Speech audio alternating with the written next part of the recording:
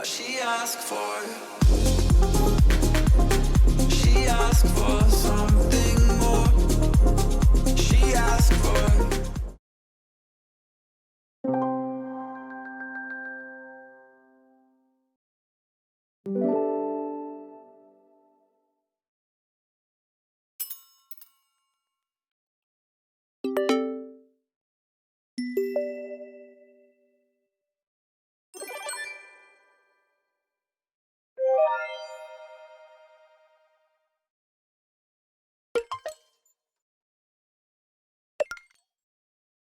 In love with a ghost, so run.